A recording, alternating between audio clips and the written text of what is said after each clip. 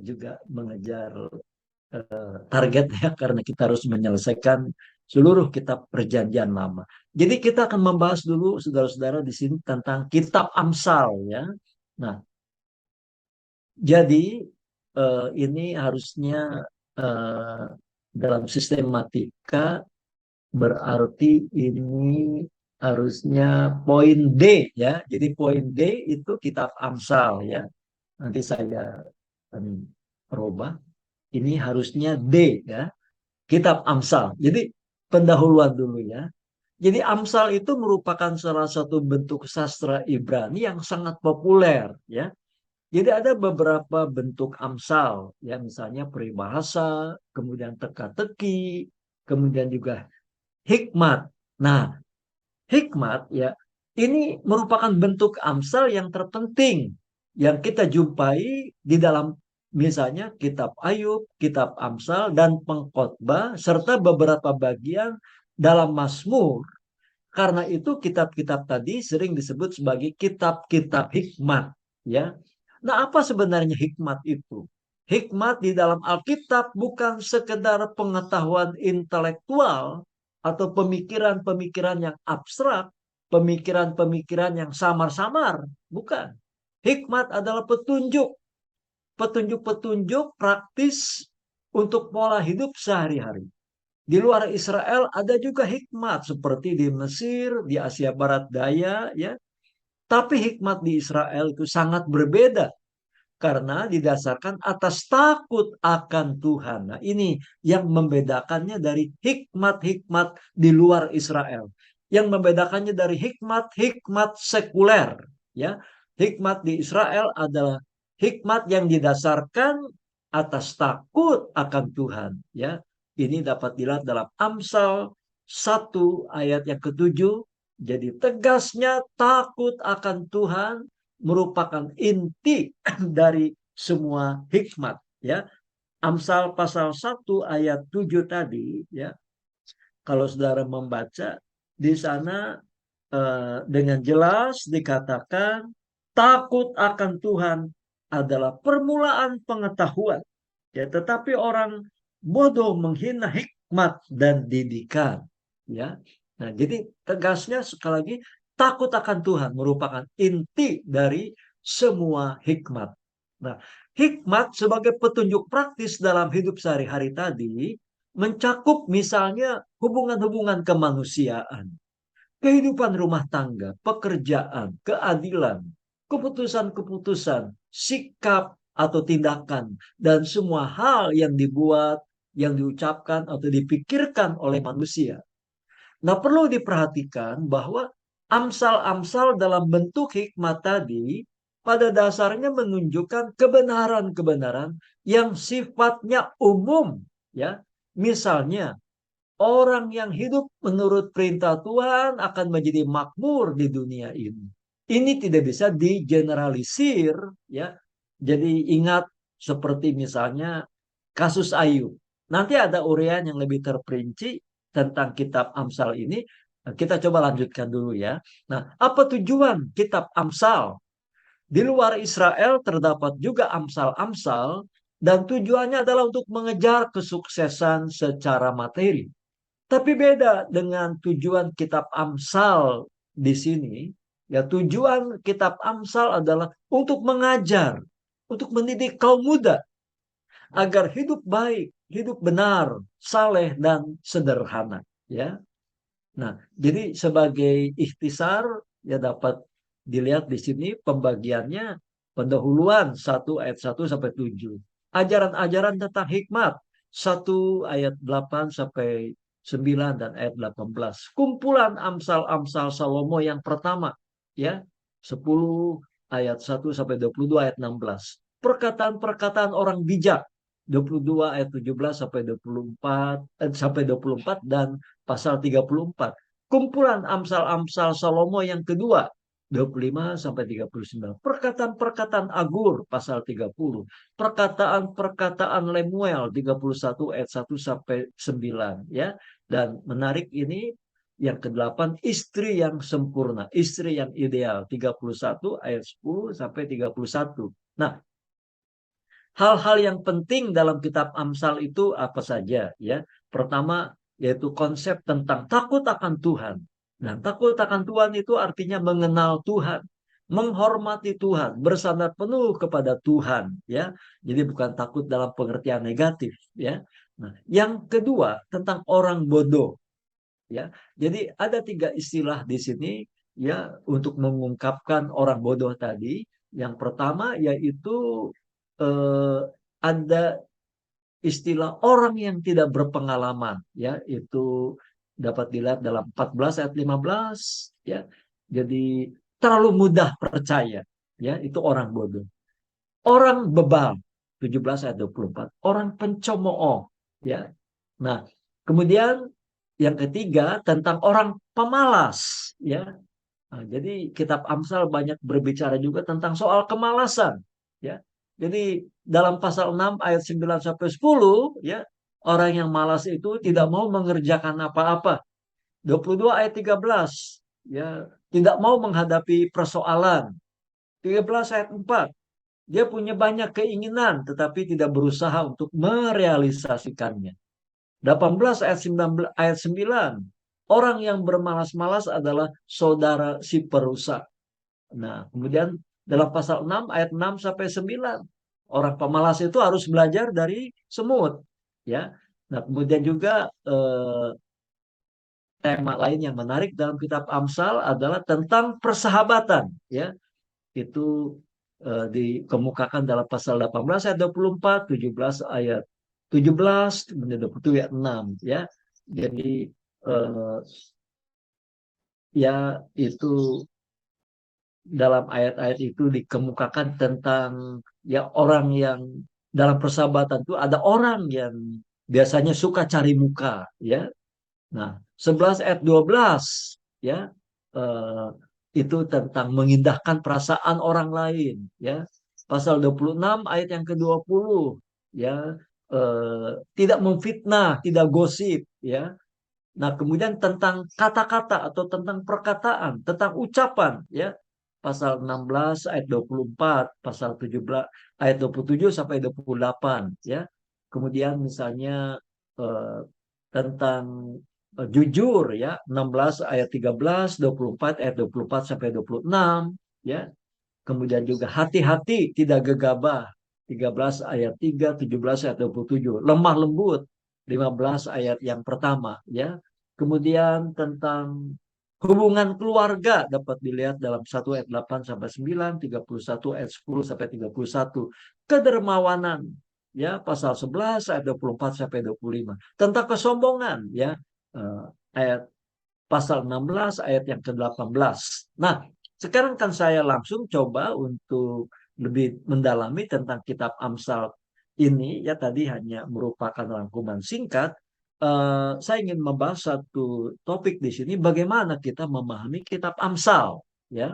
Nah, saudara-saudara, kitab Amsal pada hakikatnya merupakan kumpulan amsal-amsal yang di dalamnya berisikan wejangan-wejangan hikmat ya.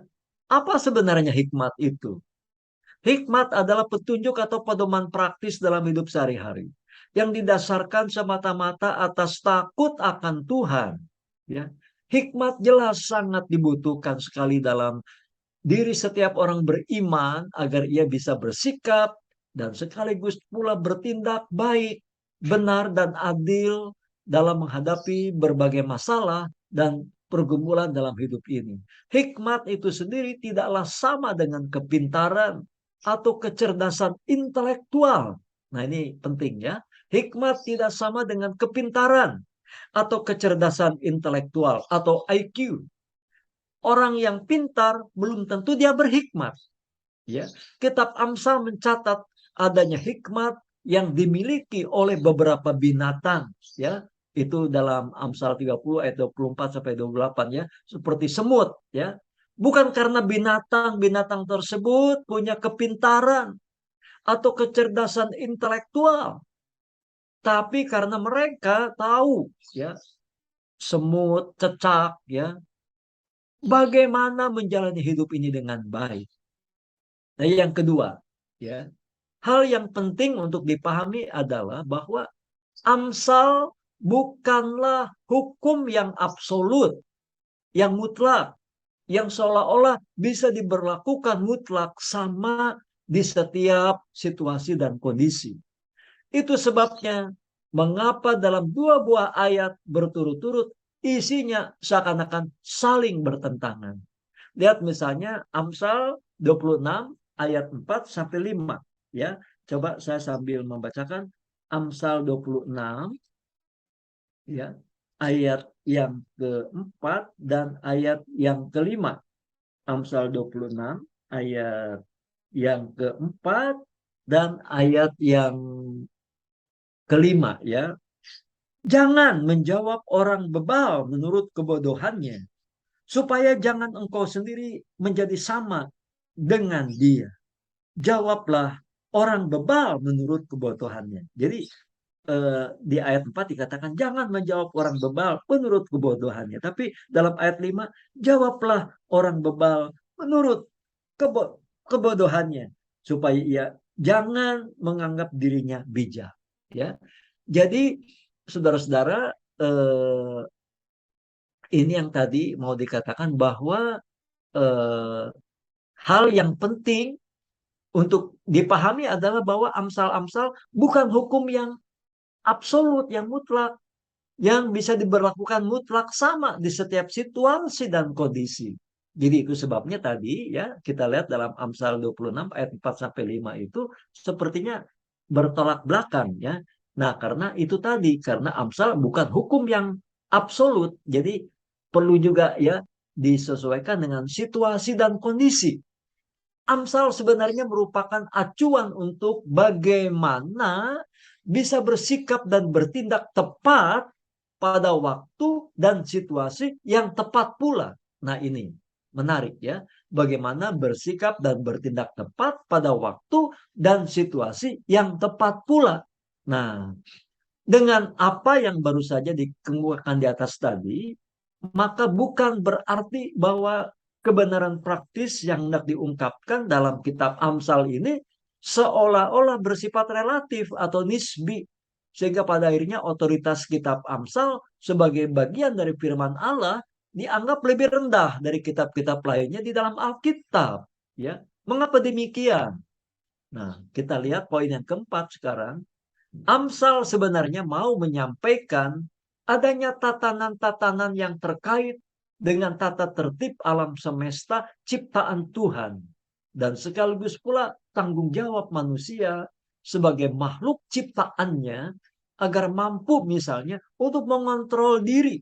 Ya, contoh konkret, misalnya Yusuf yang menolak ajakan dari istri Potifar dan sekaligus pula mengoptimalkan kemampuan-kemampuan yang ada di dalamnya seperti misalnya belajar hidup rajin seperti semut. Di dalam kitab Amsal inilah kita menemukan adanya keterkaitan antara hal-hal yang rohani dengan hal-hal yang duniawi dalam hidup sehari-hari, ya. Yang keduanya jelas tidak bisa dipisahkan, apalagi dipertentangkan satu sama lain sehingga menjurus kepada pandangan dualisme, ya. Itu poin yang keempat. Nah, poin yang kelima, dengan demikian pula, maka prinsip-prinsip kebenaran praktis dalam kitab Amsal ini sebenarnya bersifat universal. Artinya prinsip-prinsip tadi berlaku bagi semua manusia, baik sebagai umat Allah atau sebagai orang Kristen, maupun orang yang bukan Kristen, non-umat Allah. Dalam kitab Amsal ini terdengar nada-nada yang begitu positif dan optimistis tentang berkat, ya, kekayaan ataupun kesehatan yang akan diterima kalau seseorang hidup dalam jalan kebenaran dan ketaatan, ya. Nah, misalnya dalam ayat-ayat ini, tapi perlu pula ditandaskan bahwa Amsal sebenarnya bukan dimaksudkan sebagai suatu janji yang dengan sendirinya akan digenapi. Ya, ada banyak orang yang hidup taat ya dan mengabdikan diri penuh kepada Tuhan, namun menderita sakit, ya begitu. Nah, poin yang keenam, pertanyaan yang muncul, yang patut dimunculkan adalah mengapa Amsal bukan merupakan sebuah hukum yang absolut yang bisa diberlakukan mutlak di setiap situasi dan kondisi. Disinilah kita perlu melihat kitab Amsal ini dalam konteks kanon Alkitab itu sendiri, ya. Bagaimana korelasinya dengan kitab-kitab lainnya dalam Alkitab, khususnya dengan kitab Ayub dan Pengkhotbah. Nah, dalam hubungan ini, maka satu hal yang patut kita garis bawahi adalah faktor kejatuhan manusia dalam dosa yang sudah terjadi ya pada awal penciptaannya, yang berdampak langsung ataupun tidak langsung terhadap diri manusia itu sendiri dan juga alam di sekelilingnya. Ada konsekuensi tertentu yang tidak dapat dihindarkan oleh siapapun, ya, termasuk oleh orang-orang beriman itu sendiri. Seperti apa misalnya? Kematian, penyakit, penderitaan, ketidakadilan, kerusakan lingkungan, dan lain-lain. Yusuf dan Daniel, CS, ya, adalah orang-orang beriman yang saleh, namun harus mengalami konsekuensi yang buruk yang sebenarnya bukan disebabkan oleh perbuatannya sendiri, ya. Nah, ini perlu digarisbawahi juga. Yang ketujuh, lebih jauh, tragedi yang pernah dialami oleh Yusuf, di mana dia justru malah menerima penghukuman sebagai akibat dari ketaatannya, hendak pula memperlihatkan bahwa keterkaitan antara ketaatan dan upah bukanlah keterkaitan yang bersifat otomatis atau mekanistis, ya. Dan hal itu tidak pula terjadi dengan segera, ya. Dalam jangka panjang, ketaatan Yusuf pada akhirnya bermuara pada berkat yang luar biasa. Namun dalam jangka pendek, ketaatannya tersebut justru telah menjebloskannya ke dalam penjara. Nah, poin yang ke-8. Di dalam kitab Pengkhotbah yang nadanya begitu pesimis dan skeptis, seperti hidup ini sia-sia, tidak ada yang baru di bawah matahari, nasib semua orang sama, dan lain-lain. Sebenarnya mau diperlihatkan realita yang sesungguhnya dalam hidup ini, yang sudah tercemar oleh dosa tadi. Tanpa memperhatikan faktor ini, maka kedua kitab tersebut, yaitu Amsal dan Pengkhotbah, akan dianggap saling bertentangan isinya. Padahal sebenarnya saling melengkapi. Karena itu di bagian akhirnya Pengkhotbah mengingatkan agar manusia jangan sampai melupakan penciptanya, dan agar manusia juga harus tetap memiliki pengharapan kepadanya. Yang ke-9, ya. Selanjutnya di dalam kitab Ayub mau lebih ditegaskan lagi bahwa Amsal bukanlah hukum yang absolut. Penderitaan orang beriman tidak selalu merupakan akibat langsung dari dosa pribadi. Tepat kalau dikatakan bahwa kitab Ayub adalah alat koreksi yang disediakan kanon Alkitab terhadap penalaran yang salah tentang konsep Amsal yang berbicara misalnya tentang soal berkat dan lain-lain, yang akhirnya dianggap sebagai hukum yang mutlak, ya. Nah, dengan melihat kesemuanya tadi, ini poin ke-10, akhirnya kita melihat ada keterbatasan hikmat manusia, ya. Tidak segala hal dapat dipahami manusia dengan segala hikmatnya. Hikmat Allah jauh melampaui hikmat manusia. Hanya hikmat Allah yang sanggup menyingkapkan misteri-misteri kehidupan. Disinilah kita sangat terkesan dengan hikmat yang dikaruniakan Allah kepada Daniel, sehingga dia dimampukan untuk bisa mengetahui mimpi Nebukadnezar dan sekaligus pula menafsirkannya. Hikmat Allah adalah hikmat yang maha sempurna, yang tidak akan pernah bisa terselami oleh manusianya itu sendiri, ya. Paulus dalam Roma 11 ayat 33 mengatakan, ya, betapa dalamnya hikmat Tuhan, tidak terduga hikmatnya.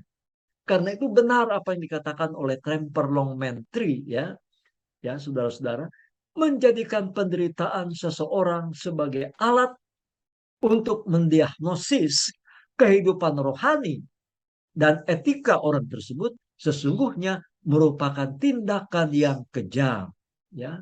Nah, saudara, kalau bisa memiliki buku ini bagus sekali ya. Saya mendasarkan juga uraian ini dari buku Tremper Longman-Tree ya, tentang hikmat dan hidup sukses ya. Ini diterbitkan oleh PPA tahun 2007 yang lalu ya. Nah, jadi eh, kita akan melihat ya, poin yang ke-11 ini mungkin poin yang terakhir ya, saudara-saudara. Nah, pada akhirnya kitab Amsal sebagai bagian dari PL itu sendiri perlu pula dilihat kaitannya dengan PB. Untuk ini perhatian kita segera tertuju pada Amsal 8 khususnya ayat 22 ya. Di sana sebenarnya hendak diperlihatkan bahwa hikmat adalah merupakan karakter yang dimiliki oleh Allah sendiri. Kata Ibrani yang kata Ibrani yang dipakai di sana bukan bara seperti Kejadian 1 ayat 1 atau yatsar, tapi kana ya, yang bisa berarti memiliki ya. Mungkin Amsal 8 ayat 22 ya, saya coba bacakan dulu ya. Di dalam Amsal 8 ayat 22 ya. Ini penting saudara-saudara, ayat ini untuk kita perhatikan. Tuhan telah menciptakan aku sebagai permulaan pekerjaannya, sebagai perbuatannya yang pertama-tama dahulu kala. Ya, itu bunyinya. Nah, jadi eh, tadi ya saya katakan bahwa kita tertarik kepada ayat ini ya.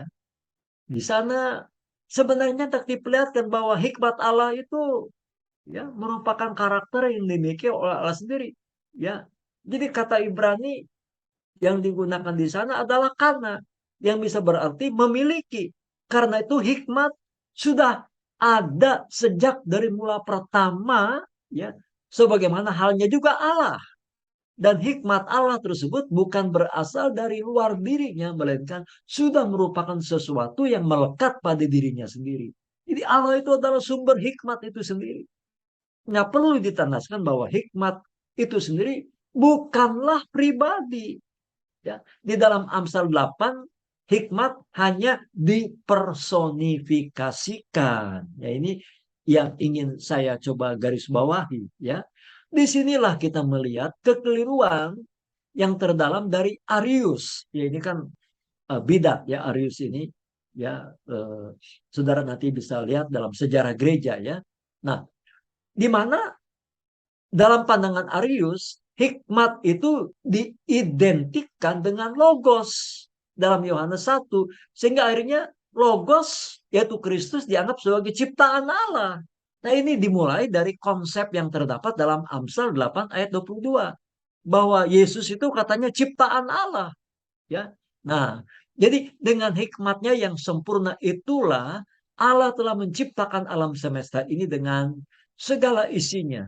Dan di dalam ciptaannya itulah Allah telah menanamkan tata tertib ilahi yang merupakan acuan, aturan untuk manusia dalam seluruh aspek kehidupannya.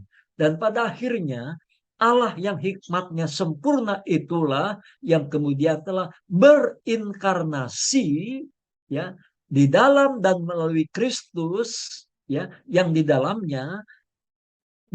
Dia tersembunyi segala harta hikmat dan pengetahuan ya. Jadi penting tadi Amsal 8 ayat 22 itu ditafsirkan oleh Arius ya, oleh bidat Arius tadi, seolah-olah itu ya akhirnya larinya bahwa Yesus itu dianggap ciptaan Tuhan. Nah, padahal tidak seperti itu. Hikmat itu ya sebenarnya sudah melekat pada diri Allah. Hikmat itu bukan satu pribadi atau satu person yang kemudian diartikan sebagai Yesus oleh Arius ya. Hikmat itu hanya dipersonifikasikan saja ya. Nah, sehingga akhirnya tidak ada dasar untuk mengatakan bahwa Yesus itu adalah sebagai ciptaan Allah. Dialah yang menciptakan alam semesta ini ya. Itu saudara bisa lihat nanti dalam surat Kolose pasal 1 jelas sekali ya. Nah, jadi saudara-saudara, kita tadi di sini ada ayat ya, Kolose 2 ayat yang ketiga ya.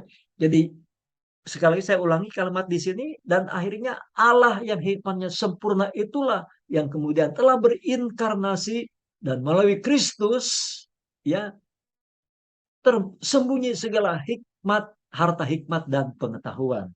Kolose pasal yang kedua ayat yang ketiga bisa kita lihat sejenak ya sebagai ayat terakhir dalam pertemuan kuliah ini. Kolose yang kedua ayat yang ketiga mengatakan eh, Kolose 2 ayat 3 ya, sebab di dalam dialah tersembunyi segala harta hikmat dan pengetahuan ya. Jadi Yesus itulah, Allah itulah sumber segala hikmat ya. Jadi Yesus di dalam surat Kolose ini saudara-saudara ya, dia bukan ciptaan Allah, dialah yang menciptakan alam semesta ini. Dalam PR dia menciptakan lewat firman ya. Allah menciptakan dengan melalui firman.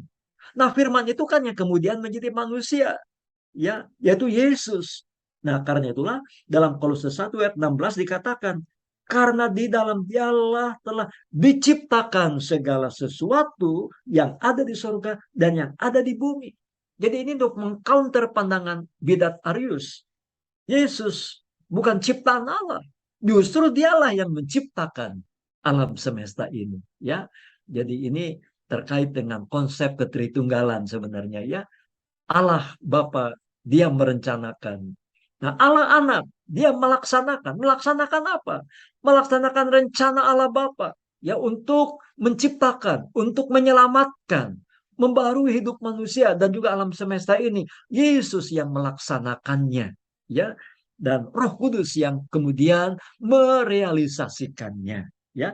Nah, saudara-saudara, mungkin saya kira saya akhiri sampai di sini saja dulu untuk pembahasan kitab Amsal tadi. Tentunya ini saudara coba dalami lagi, cermati lagi.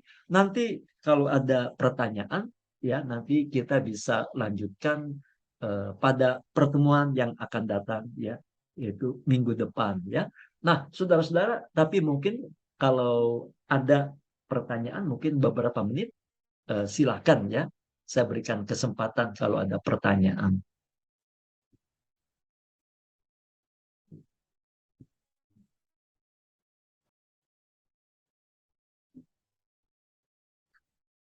Kalau tidak ada, saya kira kita tutup saja ya. Barangkali pertemuan kuliah hari ini, mari kita akan tutup dalam doa. Kita mengucap syukur.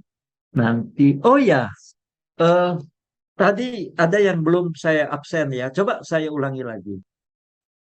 Abdiel, Abdiel, ada ya, Johan sakit. Abdiel sakit. Adnan Robinson tidak ada ya. Oh, ada ya. Tapi terlambat tadi kan ya. Baik. Jadi yang terlambat tadi saya tulis T saja ya, terlambat. Hadir tapi terlambat ya. Supaya saya bisa tahu begitu. Carlitos ada ya, Carlitos. Baik. Kemudian Daniel Ebenhazer ada ya. Baik. Daud Sinamohina ada ya. Baik. Kemudian Erkanus ada. Baik. Eh, Gary Christian Hadirat ada ya? Iya. Hendra Lado ada ya. Lemuel ada ya. Lucie ada ya. Kemudian Parlindungan Simatupang ada ya. Kemudian eh, oh ya kalau Revi ini ndak ikut kuliah ya, itu ya, Johan ya. Yefet Yafet Sigalingging, apakah ada? Ada ya. Yeremia Bagus Kurniawan, baik. Baik, silakan coba ke. Saya minta kepada eh, Matthew. Matthew bisa dengar suara saya? Bisa, Pak. Matthew berdoa ya buat Oh, kita doa oke. penutup. Baik, Silakan Pak. Matthew. Mari kita bersatu di dalam doa. Ya Tuhan, terima kasih atas berkat-Mu kalau kami juga sudah menyelesaikan pelajaran Perjanjian Lama, Tuhan. Pada hari ini, Tuhan, juga biarlah juga apa yang diajarkan Pak Ishak pada hari ini bukan hanya masuk kuping kanan, keluar kuping kiri, tapi juga biar tetap ada di dalam kita, Tuhan. Juga biar kita juga tetap bisa mempelajari, Tuhan. Berkatilah aktivitas kami setelah ini. Terima kasih, Tuhan. Haleluya. Amin. Amin. Baik, saudara-saudara, selamat siang, selamat menjalankan aktivitas selanjutnya. Tuhan memberkati ya. Sampai nanti minggu depan kita berjumpa kembali ya. Kita live dulu ya, saudara-saudara.